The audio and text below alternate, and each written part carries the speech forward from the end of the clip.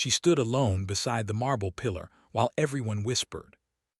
The chandeliers of Ashford Hall blazed with candlelight, pouring gold over silk gowns and glittering jewels, but Alara felt as invisible as a servant in the shadows. Her husband, Alexander Blackwood, the Duke of Ashford, was dancing with Lady Cecilia, the sister of his late wife. His hand rested against Cecilia's waist, their steps slow and elegant, their heads bent close together as if sharing a private memory. Around the edges of the ballroom, the Tun watched with knowing eyes. She's been here less than a year, and he still cannot bear to look at her. Why would he? The first Duchess was perfection. This one is little more than a merchant's daughter with a title bought by marriage. His heart will always belong to Margaret. The words seeped into Alara like cold water through silk. She did not flinch. She had learned in 11 months how to make her face as still as porcelain, but inside, something small and bruised finally stopped hopping. She had worn a gown of deep emerald, thinking perhaps tonight would be different. He had not even noticed. When she had entered the drawing room before the ball, he had glanced at her, nodded once, and returned his attention to Cecilia. The look in his eyes when it brushed her was hollow, as though she were a piece of furniture that had been rearranged and slightly annoyed him by being there. She watched the dance end. Cecilia curtsied, her pale blonde ringlets catching the light, and Alexander bowed with a solemn grace that made him look carved from granite. His dark hair was brushed back, his jaw set in permanent restraint, and his gray eyes, so often cold as winter sky, softened only when they rested on Cecilia. Alara turned away and walked toward the terrace doors. No one stopped her. She stepped into the cool night air, the music fading behind her, and pressed her gloved hand against the stone balustrade. The stars were scattered above, indifferent and distant. She felt a strange kinship with them. She had been 19 when her father, a baron fallen on desperate times, had revealed the arrangement. The Duke of Ashford, still grieving 2 years after his beloved wife's death, needed an heir and a duchess to manage his household. Her family needed the funds. The debts had been crushing, the creditors circling like wolves. Her father had wept when he asked her. She had said yes because she loved him and because she had believed, foolishly, innocently, that duty could eventually grow into affection. The wedding had been a quiet affair. Alexander had stood beside her at the altar and spoken his vows in a voice that could have been reading a shipping contract. He had not looked at her face. He had looked through her, toward the shadow of a woman who would never return. Their wedding night had been excruciatingly polite. He had come to her chambers, executed his duty with mechanical care, and left before the candles had burned to half their height. He had never spent an entire night in her bed. Some mornings, she found herself reaching out to the cold space beside her, as though her hand were still searching for warmth that had never been there. On the 3rd day of their marriage, Cecilia had arrived at Ashford Hall to help the household transition. She was Margaret's younger sister, elegant and brittle as cut glass, with a smile that never reached her eyes. She wore mourning gray for the first month, then lilac, and she spoke of Margaret constantly, Margaret's grace, Margaret's taste, Margaret's favorite flowers, Margaret's laugh. Alexander would listen, his expression softening into a grief that Alara could never touch. Cecilia had taken Alara aside during that first week, her voice dripping with false kindness. Margaret adored blue roses. The Duke has them placed in the Great Hall every week to honor her memory. I do hope you will not mind. It is simply how he copes. Alara had not minded. She had been determined to be patient, understanding, gentle. She had worn pale blue because Cecilia had suggested Margaret favored that color. She had arranged the dining table with Margaret's china pattern. She had tried to learn the songs Margaret played on the pianoforte, fumbling through the melodies until her fingers ached. She had waited in the drawing room each evening, hoping Alexander might sit with her for more than a dutiful 10 minutes. One rainy afternoon, she had gathered courage and asked him if he might walk with her through the garden to see the new roses she was planting near the fountain. He had looked up from his papers, his gray eyes distant, and said, "I have no interest in gardens, Your Grace." The title had landed like a slap. He rarely used her name. She was your grace or madam, as if she were a formal delegate and not his wife. That night she had cried into her pillow so the servants would not hear. The summer had passed in a haze of quiet humiliations. She had hosted a dinner party for the local gentry, and Alexander had sat at the head of the table in near silence, speaking only to Cecilia. The guests had smiled tight, pitying smiles. When one gentleman had attempted to compliment Alara's skill at arranging the evening, Alexander had merely said, "Margaret used to host these affairs. She had a gift." The table had gone quiet. Alara had set down her fork, excusing herself with a murmur about checking the kitchens, and had stood in the corridor until her breathing steadied. She had not wept, not that time. Something had begun to harden inside her like a pearl forming around a grain of sand. Autumn came, and with it the ball. She had hoped, again foolishly, that the event might mark a new beginning. She had chosen the emerald gown herself, a color she loved, one that made her dark hair gleam. She had received a note from her younger sister that morning, full of cheerful gossip, and it had lifted her spirits. Hope was a persistent weed, she thought bitterly now, on the terrace. It kept growing back no matter how many times you cut it. Footsteps sounded behind her. She did not turn. A servant, she assumed, or perhaps a guest seeking fresh air. "Your Grace." The voice was light and pointed. "Cecilia, you are missing the musicians. They are playing a waltz." Alara turned slowly, her face calm. "I needed a moment of quiet. I find large gatherings wearying." Cecilia tilted her head, sympathy painted expertly across her features. "Of course, it must be difficult to feel so out of place. I do not mean to offend, but I noticed you standing alone earlier. The Duke, I fear, was quite absorbed. He and I were reminiscing about the ball where he first declared his love for Margaret. It was in this very hall, you know. The night was much like this one. He still speaks of it." The words were soft blades, precisely aimed. Alara felt them sink deep, but she smiled. "How fortunate that you have such cherished memories to share." Cecilia's eyes flickered with something harder before the sweetness returned. "Indeed, we are all simply trying to preserve her memory. I do hope you understand." "I understand perfectly," Alara said, and her tone was so serene that Cecilia blinked, momentarily disarmed. "Please enjoy the music. I shall return shortly." Cecilia hesitated, then drifted back inside. Alara watched her go, that slender silhouette in lilac, and made a decision so quiet it felt like a door closing inside her chest. She would stop waiting. She would stop trying to be a substitute for a ghost. She would become, simply, the Duchess of Ashford, efficient, dignified, and entirely self-contained. She would manage the household, tend to the tenants, fulfill her duties, and expect nothing from Alexander Blackwood but the respect owed to his title and his wife. No love, no tenderness, no hope. The resolution brought a strange, hollow peace. She re-entered the ballroom with her shoulders straight and her chin lifted. She did not seek out Alexander's gaze. She did not hover at his elbow. She moved among the guests, exchanging pleasantries, her smile measured and her laughter light. She danced with the local vicar, an elderly man who spoke of his beehives with such enthusiasm that she found herself genuinely entertained. She spoke with the estate steward's wife about the winter clothing drive for the village children. She acted, for the first time in nearly a year, as if her husband's indifference did not define her. Alexander noticed none of it. He was too busy standing beside Cecilia, his expression carved from stone. The next morning, Alara rose early and met with the housekeeper, Mrs. Porter, a stout woman with sharp eyes and a kind heart. "I wish to make some changes," Alara said. "Firstly, the blue roses in the great hall. Please have them replaced with seasonal blooms, whatever the gardeners have in abundance.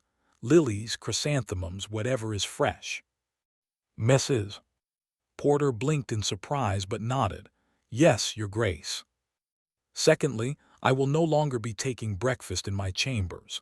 I will take it in the morning parlor at 8 o'clock. You may inform His Grace that I am available to discuss household matters between 9 and 10, should he require me."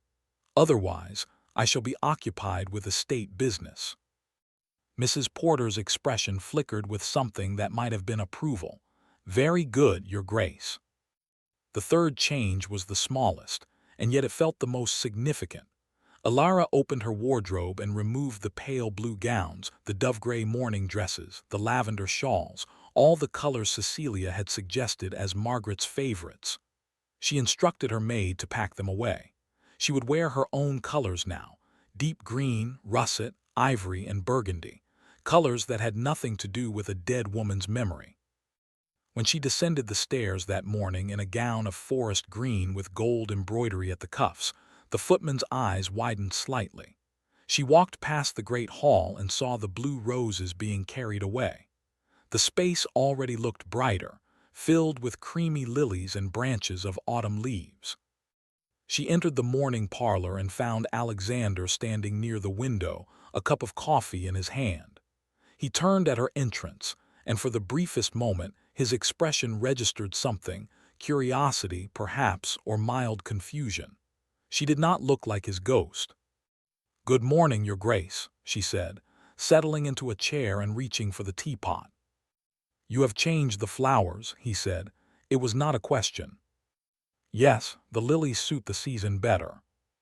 He watched her for a moment longer, then returned his gaze to the window. "As you wish." She did not rise to engage him. She poured her tea, buttered her toast, and began reviewing the stack of letters from the village leaders requesting funds for repairs to the mill. She did not look up when he lingered, nor when he finally strode out without another word. The days that followed were quiet and industrious. Alara threw herself into the work of the estate. She visited the tenants' cottages, knotting the leaky roofs and the thin blankets on the children's beds.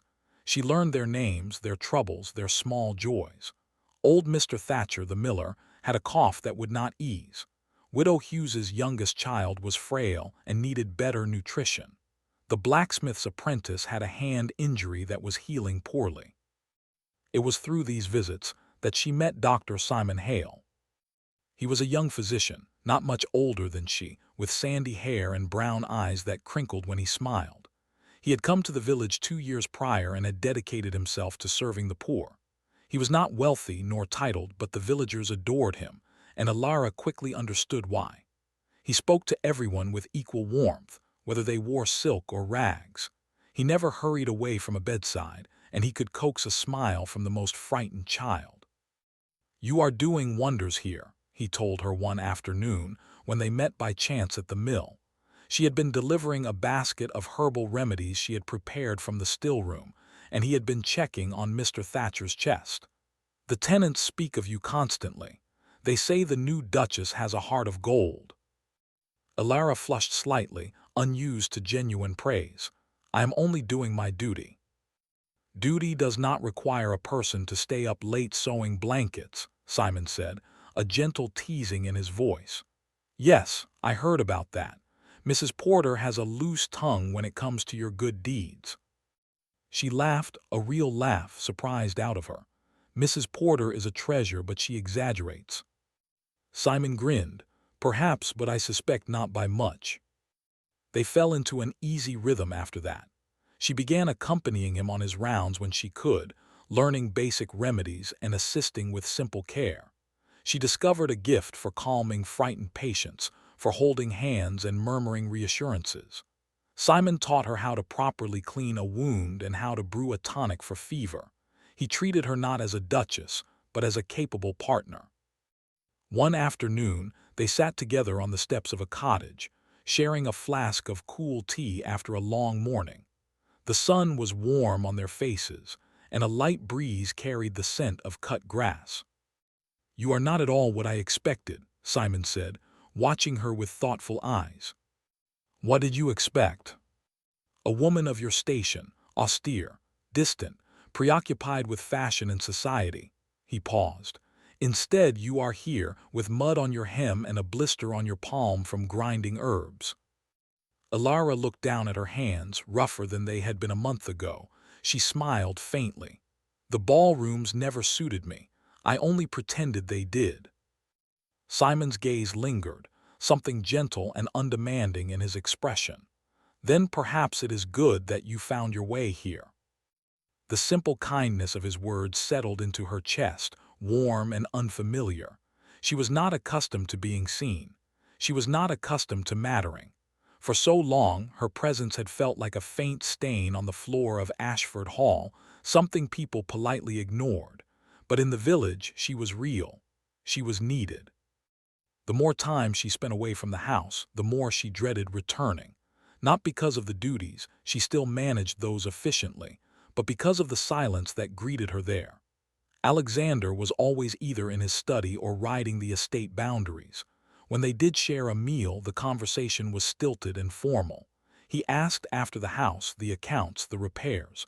Never about her, never about her thoughts or feelings.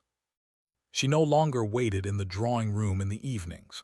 She retreated to the library, where she studied medical texts and agricultural guides. She wrote letters to her sister, cheerful letters that said nothing about the loneliness that sometimes still crept in at night. She told herself she was content, and most days she almost believed it. It was perhaps 6 weeks after the ball when Alexander first noticed something was truly different. He came home earlier than usual one evening, having cut short his ride due to a coming storm. The house was quiet. He went to the drawing room, expecting to find Alara there as she used to be, seated by the fire, a book open on her lap, lifting her head hopefully at his entrance. The drawing room was empty. The fire had burned low. He stood in the doorway for a long moment, a faint crease between his brows. He was not certain why the emptiness unsettled him. It was simply a room. She was probably in her chambers. But as he turned away, he realized that he had grown accustomed to her presence in that chair, even if he had never stayed to talk, even if he had often walked past the open door without entering. He found Mrs. Porter in the corridor. "Where is her Grace?" The housekeeper hesitated. "In the library, Your Grace. She often spends her evenings there now." "Often since when?" "For some weeks, I believe." Mrs. Porter's tone was carefully neutral. "She reads until quite late. She says she finds it peaceful." Alexander nodded curtly and walked toward the library. The door was ajar. He paused outside and looked in. Alara was seated at the large oak table surrounded by books. An oil lamp cast warm light over her face. She was wearing a gown of deep amber that made her dark hair look richer than he remembered. Her brow was furrowed in concentration, her lips slightly parted as she traced a line of text with her finger. She looked absorbed, not sad, not waiting, just entirely present in her own world. He realized with an uncomfortable jolt that he could not recall the last time he had simply looked at her, truly looked. She was beautiful. That was not a revelation. He had always known it in a distant, factual way. But now, in the quiet lamplight with her guard lowered, he saw something beyond beauty, a steadiness, a quiet strength that had nothing to do with ballrooms or gowns or trying to be someone else. He cleared his throat. She looked up and her expression did not light up with hope. It remained calm and politely inquisitive. "Your Grace," she said, "you are home early." "The storm," he said, finding his voice rougher than expected. "I thought it best to return before the roads grew worse." She nodded, her attention already drifting back to her book. "The household is prepared. I have asked the grooms to secure the horses and the gardeners to reinforce the glass in the greenhouse." "Efficient," he murmured. It sounded like praise, but also like an admission he had not intended. Alara closed her book, marking the page with a ribbon. "Is there something you require?"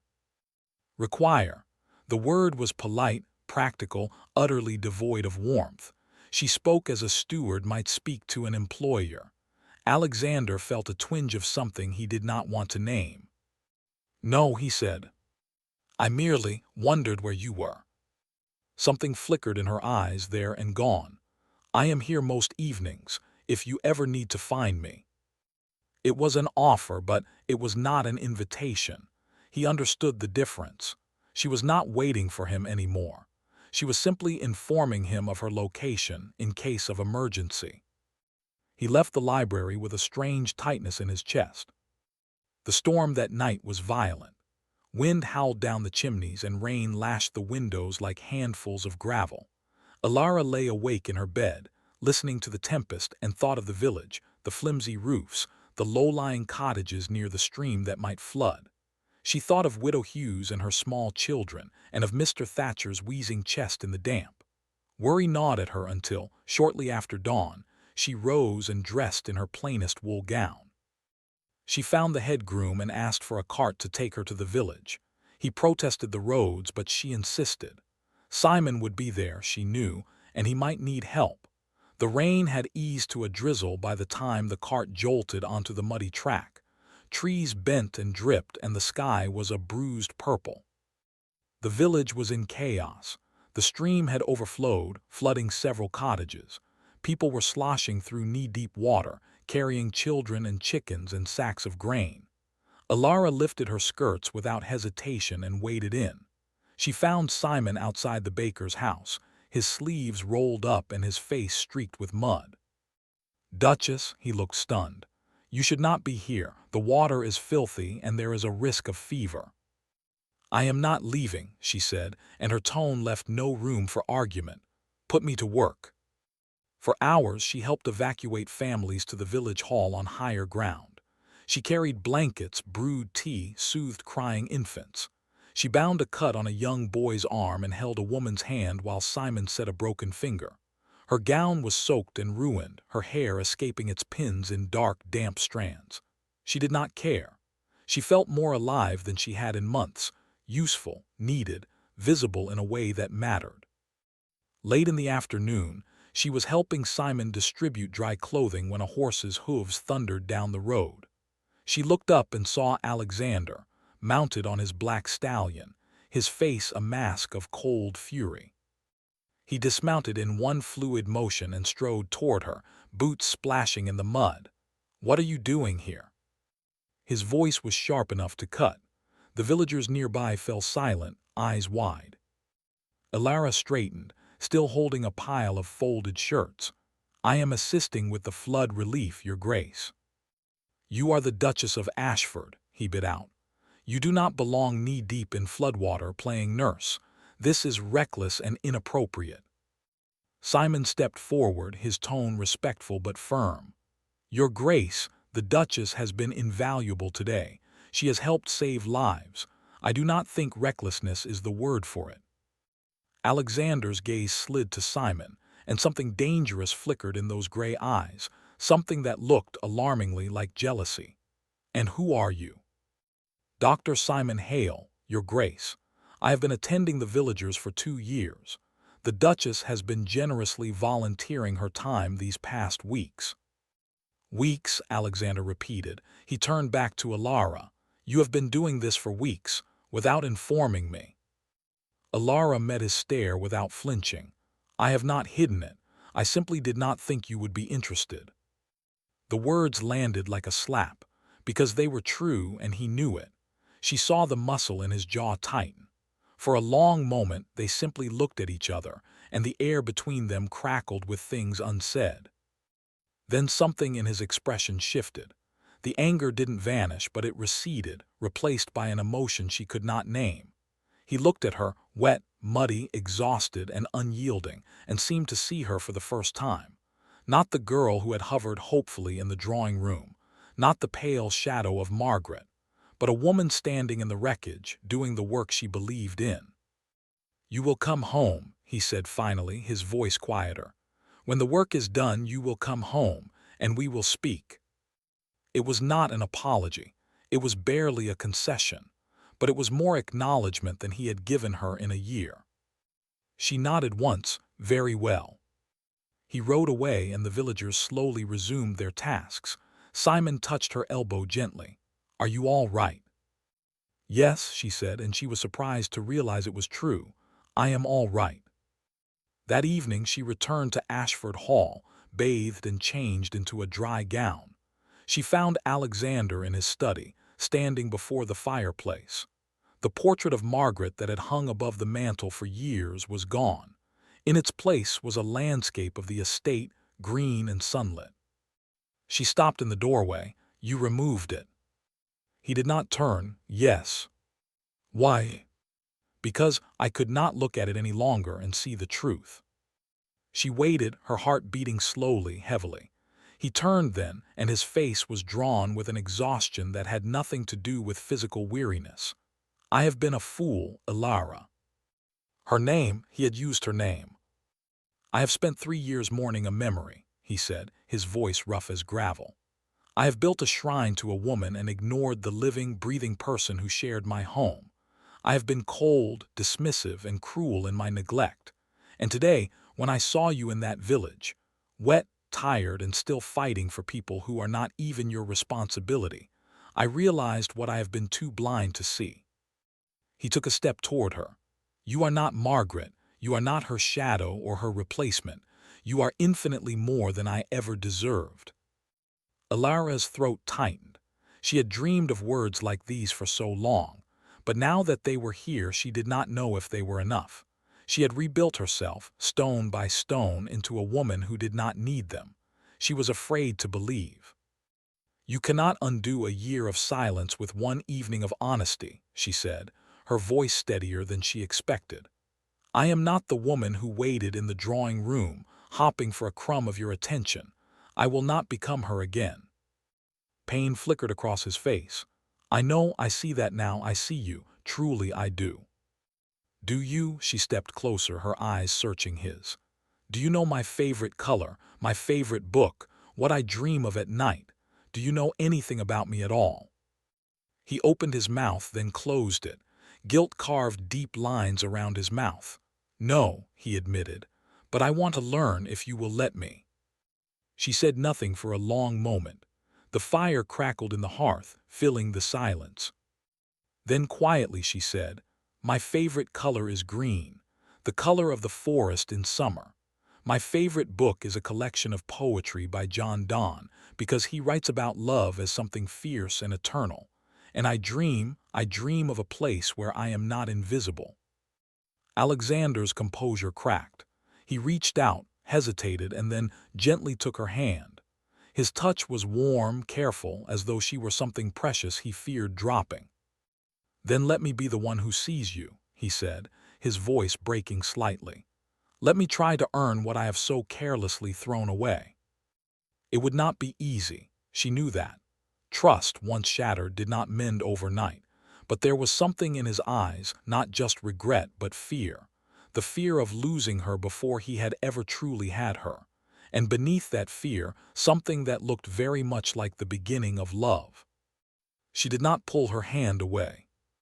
Then start, she said softly, start now. And so he did. In the weeks that followed, Alexander did not overwhelm her with grand gestures. He understood, instinctively or through careful observation, that she would not trust them. Instead, he began small. He asked about her day in the village and listened to her answers with genuine interest.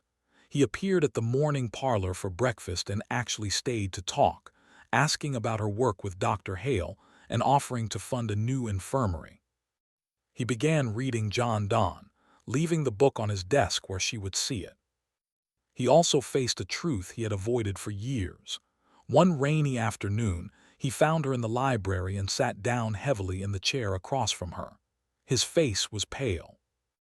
I learned something today, he said, about my father. Elara set down her book. What do you mean? Your family's debts. The reason your father was forced into the arrangement with me. His voice was raw with self-loathing. I had my solicitor investigate the origins of the financial collapse. It appears my father, years ago, engaged in a land speculation scheme that deliberately ruined several smaller baronies to acquire their holdings cheaply. Your father was one of his victims. He never knew who was behind it, but I do now. Elara stared at him, the floor tilting beneath her.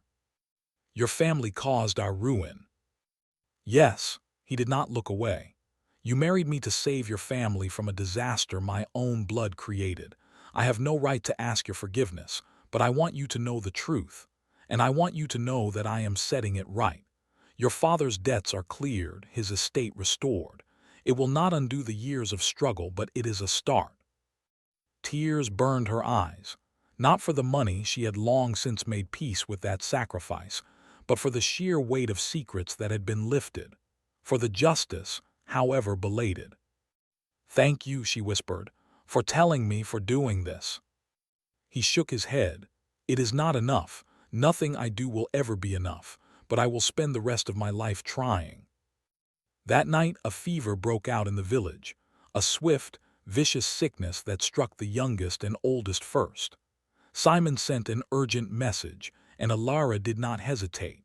She wrapped herself in a warm cloak and was halfway to the stables when Alexander caught her arm. "You cannot go," he said, his eyes dark with fear. "If it is contagious, then they need me even more." She met his gaze, unflinching. "I will not abandon them. You know me well enough by now to understand that." He did. It was the very reason his heart was pounding against his ribs. He had only just begun to know this woman, this fierce, stubborn, compassionate woman, and the thought of losing her was a blade pressed to his throat. "Then I am coming with you." She blinked, surprised. "You?" "I cannot carry a tonic or stitch a wound, but I can carry supplies. I can hold lanterns. I can do whatever needs to be done beside you." His voice dropped, low and urgent. "Please, Alara, do not ask me to wait here while you walk into danger." She saw the fear in him, the desperate, unpolished love that had finally shed its cold armor, and she nodded. Together, they rode into the village. The following days were a blur of exhaustion and heartbreak. The fever took young and old alike, despite Simon's tireless efforts and Alara's round-the-clock nursing. Alexander, true to his word, fetched water, carried the dead for burial, and held lanterns in the dark hours when the sickness raged worst. He worked until his hands blistered and his fine coat was ruined beyond repair. He never complained. And at night, when the worst of the crisis had passed and the survivors were sleeping under Simon's watch, he found Alara slumped against a cottage wall, trembling with fatigue. He knelt before her and took her cold hands in his. "I almost lost you," he said, his voice shredded. "When you started coughing last night, I have never known such terror, not when Margaret died, not ever, because I loved a ghost, but you are real and you are the heart that I did not know I had." Tears slipped down her cheeks, but they were not tears of sorrow. They were the tears of a woman who had finally, after so long, been truly seen. "I love you, Alara," he said, the confession cracking open his chest. "I have loved you for longer than I was willing to admit.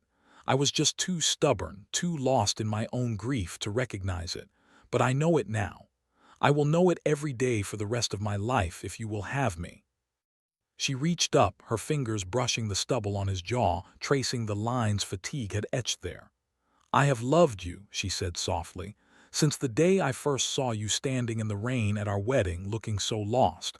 I thought I had buried that love under duty and distance, but it was still there, waiting." He pulled her into his arms, holding her as though she might dissolve. She leaned into him, feeling the steady beat of his heart beneath her cheek.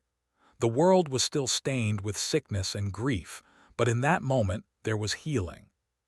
Spring came slow and tender. The village rebuilt. The dead were mourned and the living gradually learned to smile again. Simon Hale received a commendation from the county medical board, and he and Alara remained friends, a bond forged in hardship and mutual respect. Alexander, to his credit, never showed a flicker of jealousy after that first day. He had learned to trust, just as she had learned to trust again. One morning, with the apple trees in bloom, they stood together on the rise overlooking Ashford Hall. The stone walls glowed golden in the early light, and the fields were a patchwork of green and gold. Alexander's hand was laced with hers, their fingers intertwined as naturally as breathing. "I want to tell you something," he said, his voice quiet. She looked up at him. "What is it?" "I found my father's old journals. I read them all. He was a hard man, driven by greed. I hated him for what he did to your family." He paused, his throat working. "And then I found the last entry written just before he died. He wrote about me. He wrote that he hoped I would not become like him, cold, unfeeling, obsessed with legacy. He wrote that he hoped I would find someone who would teach me to love. Alara's eyes glistened. And did you? I did. He turned to face her fully, cupping her face in his hands. You taught me, Alara. You taught me with your patience, your strength, your quiet refusal to disappear. You taught me that love is not a monument to the past. It is a living, breathing thing that must be nurtured every day. He kissed her then, softly, deeply, a promise sealed in the warmth of the new season. She melted into him, her heart so full it ached. Later, as they walked back toward the hall, she said, I never thought I would feel this way again. Hopeful. Neither did I, he smiled, a real smile that reached his gray eyes and transformed his stern face into something boyish. But here we are, two stubborn souls who found each other in the rubble. She laughed, and the sound floated up into the clear sky. In the months that followed, the household settled into a rhythm of quiet joy. Cecilia, realizing her influence had shattered, withdrew to a distant relative's estate, her parting glance full of venom and defeat. Alara did not gloat. She simply let her go. The portrait of Margaret was not destroyed, but moved to a small private gallery, a piece of history rather than a shrine. Alexander visited it once to say goodbye. When he returned, his eyes were clear. I will always be grateful for the time I had with her, he told Alara, but my heart belongs to the living now. And Alara, the duchess who had once stood alone by a marble pillar while the world whispered, now walked through the great hall with her husband's hand at the small of her back, her head high and her soul at peace. One evening, as summer's warmth wrapped the estate in velvet twilight, they sat together on the terrace where she had once stood in the cold. Stars scattered overhead, the same indifferent stars, but now they felt like witnesses to something sacred. I used to think I would always be invisible, she said, leaning her head against his shoulder. Never, he murmured against her hair. You are the only thing I see. And in the silence that followed, full of the soft rustle of leaves and the distant song of a nightingale, they did not need words. They had already spoken the only ones that mattered. The healing was complete. The love had arrived, not too late but exactly when it was meant to. And it was enough.